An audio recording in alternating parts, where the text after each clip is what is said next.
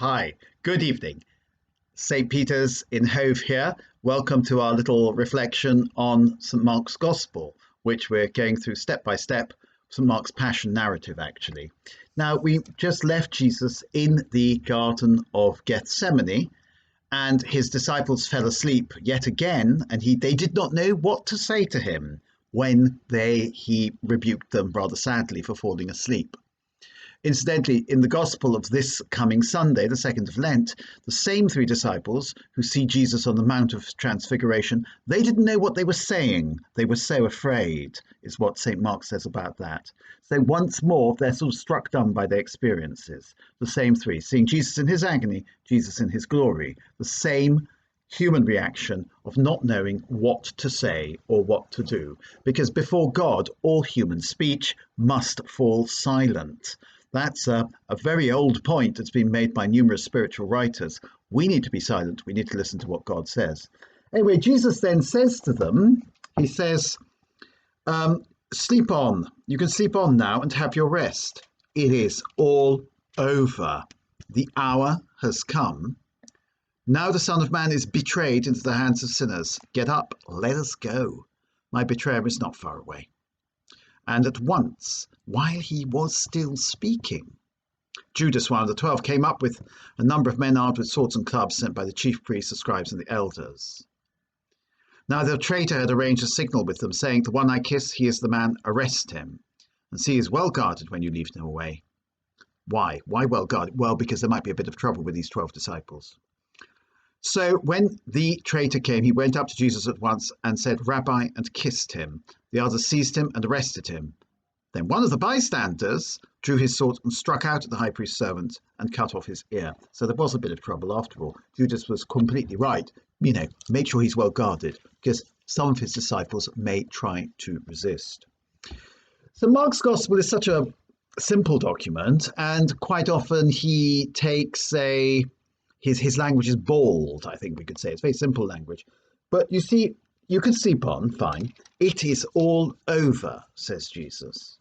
Well, this is very strange. This reminds us of the phrase that's used in Jesus' mouth in the other Gospels, consummatum est, it is all over, his final words. Why does Jesus say it's all over when the passion, the suffering of Christ is just about to begin?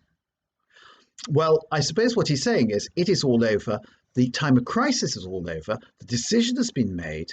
The Son of God is handing himself over to sinful men for the salvation of the world, and the outcome is not in doubt. The moment of doubt is over. What is now going to happen is clear as day. The humanity is going to be revealed. And then he said, the hour has come. This is the great hour for which the whole of humanity has been waiting. Now, one of the things we sometimes forget is that the passion of Jesus Christ, his death on the cross, represents the culmination of the history of the Old Testament. Many, many people, from Adam all the way through to the time of Jesus, longed for salvation and did not find it. They only found it when the blood of Christ was shed and their sins were washed away. And then, of course, after Jesus' death on the cross, he descends into the underworld to liberate the captives in Hades so that they may journey to God. That's what happens on Holy Saturday, the harrowing of hell. So the hour has come.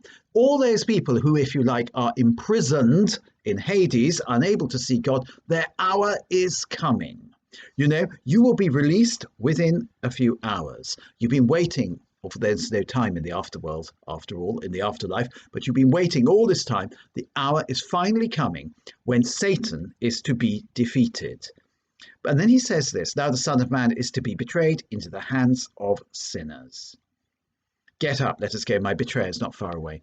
But of course, the betrayer is just the agent of this handing over. It is Jesus who hands himself over. He is the willing sacrifice. That's really important.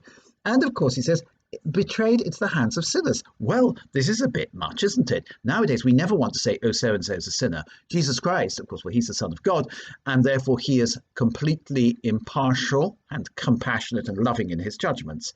He says, these people are sinners.